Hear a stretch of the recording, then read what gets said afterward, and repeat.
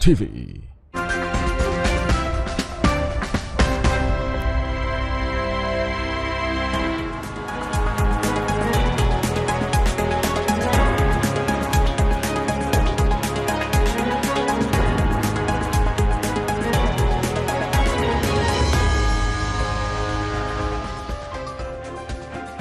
Saudara, setelah Bank Indonesia menurunkan suku bunga acuan menjadi 5,75%, rupiah jeblok ke atas 16.300 per dolar Amerika Serikat. Lebih lengkap soal kebijakan BI dan jebloknya nilai tukar rupiah terhadap dolar Amerika Serikat, sudah bergabung ekonom Bahana Sekuritas Putra Satria Sabijantoro. Selamat pagi, Mas Putra. Selamat pagi, Mbak Okta. Mas Putra, BI rate turun saat asing keluar pasar dan ya bikin rupiah mengarah ke 16.500. Bukankah kebijakan moneter longgar ini anomali dan kontraproduktif meski Gubernur BI bilang ya rupiah masih sesuai dengan fundamental? Betul, yang kaget itu bukan hanya Kompas TV ya, itu kami di pasar juga kaget karena ekspektasi pasar itu sebenarnya adalah rate hold atau tidak berubah, atau bahkan dalam seminggu terakhir itu investor-investor kami di sekuritas bertanya apakah BI rate bisa naik. Itu kapan timing yang tepat untuk BI rate-nya itu naik, karena kebijakan moneter itu dan mata uang biasanya simple ya, Okta ya, bahwa uang akan mengalir ke negara yang suku bunganya lebih tinggi. Dan saat uang itu mengalir, itu memperkuat nilai tukar. Gitu. Jadi ada namanya interest rate differential atau perbedaan suku bunga. Nah, Bank Indonesia memutuskan untuk menurunkan suku bunga saat ekspektasi suku bunga di seluruh dunia, terutama di Amerika Serikat, sedang naik. Jadi ini keputusan yang kalau di pasar dilihatnya cukup kontroversial. Dan tidak heran setelah keputusan ini mulai banyak pelaku pasar yang memprediksi bisa adanya pelemahan dari nilai tukar rupiah lanjutan. Dan memang beruntungnya memang data Amerika Serikat kemarin ya, ada hanya sedikit pelemahan ekonomi, sehingga kemungkinan besar pelemahan rupiah masih bisa relatif terkendali dalam 1-2 hari ke depan. Oke, tapi ini artinya kalau misalnya pasar aja sampai kaget dengan adanya keputusan BI ini, berarti untuk iklim investasi apakah ini beresiko atau seperti apa, Mas Putra? Ya, jadi ada dua sisi dalam hal ini ya, gitu loh. Memang seperti yang tadi Okta jelaskan bahwa Pak Peri dan Bank Indonesia melihat adanya perlu stimulus untuk pertumbuhan ekonomi. Tapi secara historis, sebenarnya Bank Indonesia atau kebijakan moneter itu memiliki sensitivitas yang cukup rendah terhadap pertumbuhan ekonomi. Indonesia itu istilahnya adalah fiscal policy driven economy. Jadi ekonominya itu tergerakkan oleh kebijakan fiskal. Dalam hal ini, Bu Sri Mulyani itu memiliki peranan penting. Jadi ada pass-through atau multiplier-nya dari kebijakan Kementerian Keuangan, dari government spending ke investasi dan ke konsumsi. Nah, Bank Indonesia atau kebijakan moneter sebenarnya difokuskan lebih pada stabilitas. Kenapa stabilitas itu penting? Jadi mengkomplementer dari kebijakan pemerintah biasanya.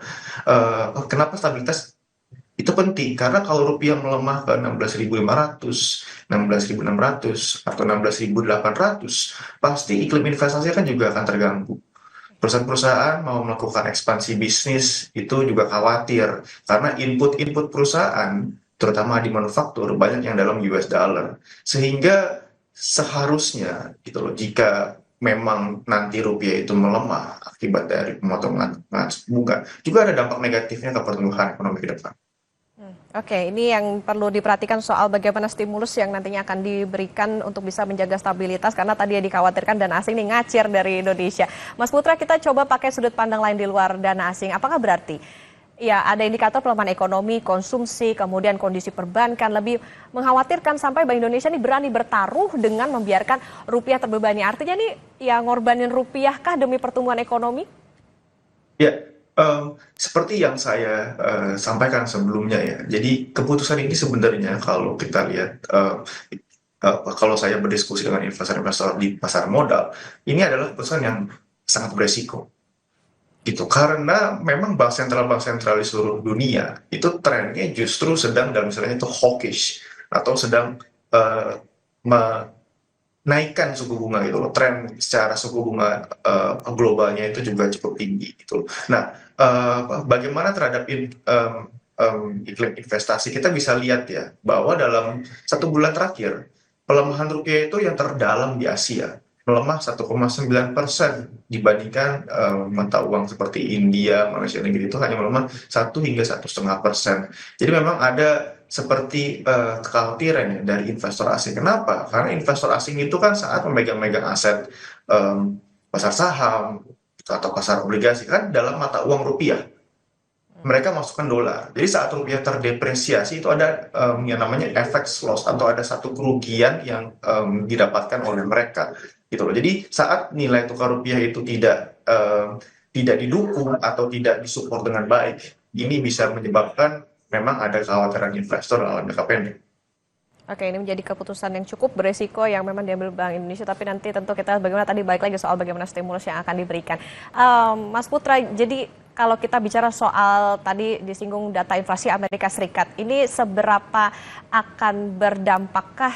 Karena memang kalau ke rupiahnya seperti apa nilai tukarnya sampai 16 Januari pagi, indeks dolar ada di 109. Ya, ya, betul. Nah, kita harus fokus pada data yang bersifat fundamental jangka menengah hingga jangka panjang. Memang betul, data inflasi Amerika Serikat semalam itu di bawah konsensus. Jadi ada satu pelemahan dolar dalam jangka pendek itu loh. Tapi kita mesti fokus pada hal-hal yang bersifat substansial. Misalnya, semalam itu harga minyak naik dengan cukup drastis loh. Sekarang sudah di atas 80 US dollar per barrel.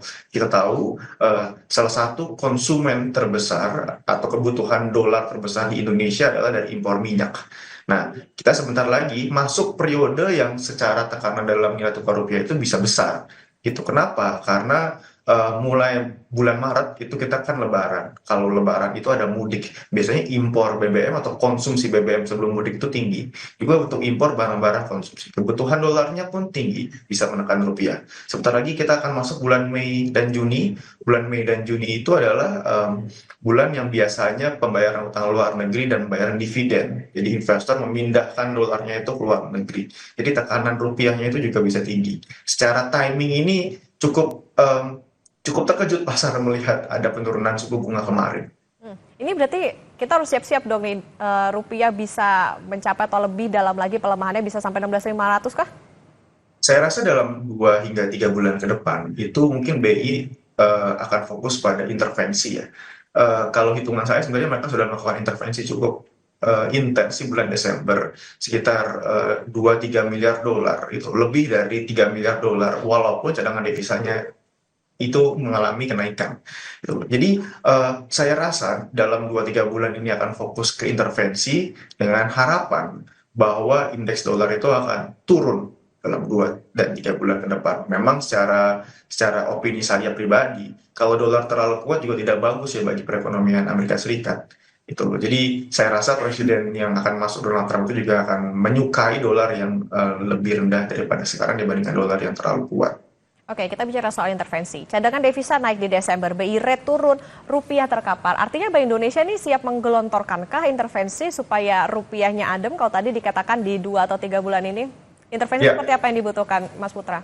baik. Dari sisi intervensi, saya mungkin perlu mengemphasizkan bahwa intervensi itu memiliki dampak yang negatif bagi likuiditas perekonomian dan perbankan. Jadi intervensi itu kan BI menjual dolar ya. Jadi dengan menjual dolar itu supply dolar itu bertambah di pasar. Jadi bank-bank tidak kekurangan dolar, rupiah pun menguat, dolar pun menurun. BI mensuplai kebutuhan dolar. Tapi saat BI menjual dolar, BI itu kan juga menyerap rupiah. Jadi ada likuiditas rupiah yang bisa semakin ketat saat Bank Indonesia melakukan kebijakan intervensi. Itu. Jadi resikonya bagi pasar modal ke depan, jika memang ada satu shortfall atau supply dolar yang lebih sedikit dibandingkan demand, kita tahu tadi kan demand atau permintaan dolar ke depan 2-3 bulan ke depan bisa tinggi, dan BI melakukan kebijakan intervensi, berarti ada yang namanya twin liquidity deficits, di mana supply dari dolar itu juga menipis, dan supply dari rupiah juga akan berkurang. Ini bisa menyebabkan justru suku bunga di pasar sekunder bisa naik karena adanya pengetatan likuiditas rupiah domestik akibat adanya kebijakan intervensi Bank Indonesia. Oke, artinya apa yang harus menjadi apa ya di garis bawahi atau menjadi perhatian oleh Bank Indonesia, apa yang harus hati-hati untuk bisa melakukan intervensi ini? Ya, saya rasa perlu ada koordinasi ya. Jadi misalnya Bank Indonesia itu biasanya melakukan operation twist. Saat dia melakukan intervensi atau mengeluarkan dolar kan menyerap rupiah itu. rupiahnya dikeluarkan kembali dengan cara Bank Indonesia membeli government bonds atau SBN, surat utangnya dari pemerintah, dari Bu Sri Mulyani, dinetralisir secara dampak likuiditas itu loh. Jadi saya rasa dalam jangka pendek Bank Indonesia bisa melakukan kebijakan seperti ini. Oke, Mas Putra, kami mengonfirmasi terlebih dahulu, bukankah mengukur nilai wajar rupiah ini cukup sederhana? Lihat aja indeks dolar naik sudah berapa, kemudian kemarin kan rupiah cuma melemah sedikit lah, lebih separuh dari besar kenaikan indeks dolar. Hitungan awam pakai rumus ini, nilai wajar rupiah sudah di atas 17.000, tepatkah hitungan ini, Mas? Persis sekali, observasi dari Okta itu sangat akurat, bahwa dalam 2 bulan terakhir, sebenarnya dolar itu menguat 7%. Tapi rupiah baru terdepresiasi itu sekitar 3%. Dan yang menariknya, gitu loh. Jadi kami memang melihat ini dari Bahana melihat 2 bulan lalu saat rupiah di 15.400 ini rupiahnya ini bersifat overvalued. Jadi seharusnya lebih lemah dibandingkan yang sekarang. Nah, bagaimana secara outlook-nya itu ke depan? Kalau diperhatikan, pelemahan rupiah dalam 1 bulan terakhir itu kan 2% itu terdalam di Asia. Pelemahan rupiah itu mulai terjadi lebih intens di hari-hari setelah tahun baru, gitu loh, karena ada kebutuhan dolar yang tinggi di yang Januari, dan saya rasa ya sekarang ini rupiah dalam proses mengejar fair value-nya di level 16.300 hingga 16.500. Kita bisa lihat ya pagi ini, walaupun mata uang di Asia secara umum itu menguat, didorong oleh Japanese yen ya, yen Jepang yang menguat, tapi rupiah relatif stabil gitu loh, atau tidak menguat sebesar dari mata-mata uang di Asia yang lainnya. Saya rasa ada dampak dari kebijakan moneter BI yang bersifat longgar, dan ini tekanan ke nilai tukar rupiahnya belum tentu langsung sekarang, bisa 2 hingga 3 bulan ke depan. Oke, Mas Putra, singkat saja ini soal konsumsi rumah tangga, kami singgung soal konsumsi rumah tangga yang lemah. Apakah daya beli lagi masalahnya, dan mungkinkah pertumbuhan ekonomi bisa naik kalau tadi rupiahnya melemah? Ya, saya rasa biasanya dampak dari pelemahan nilai tukar ke Indonesia, terutama konsumsi itu dalam jangka menengah ya, jadi tidak langsung, dan bahkan dampaknya itu dampak langsungnya tuh minim. Gitu. Seperti yang tadi saya jelaskan, Indonesia itu berupa kebijakan fiskal. Jadi misalnya nih, saat Pak Prabowo melaksanakan makan bergizi gratis dengan efisien, dengan sangat targeted, dengan semuanya baik, itu bisa meningkatkan pertumbuhan ekonomi mungkin lebih tinggi dibandingkan kalau misalnya rupiahnya menguat, gitu loh. Jadi saya ingin mengulang poin saya yang penting, bahwa kebijakan fiskal gitu atau Kementerian Keuangan sebenarnya jauh lebih berpengaruh untuk mengerek pertumbuhan ekonomi dan konsumsi dibandingkan kebijakan moneter dari Bank Indonesia, terutama suku bunga.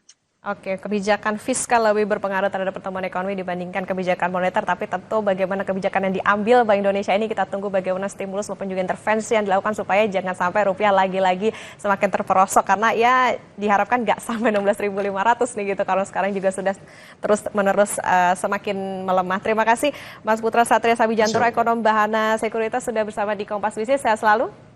Dan selalu. Saudara, Pengadilan Negeri Mataram hari ini menggelar sidang perdana kasus dugaan pelecehan seksual yang menjerat pria difabel inisial IWAS. Selengkapnya kami hadirkan usai jeda.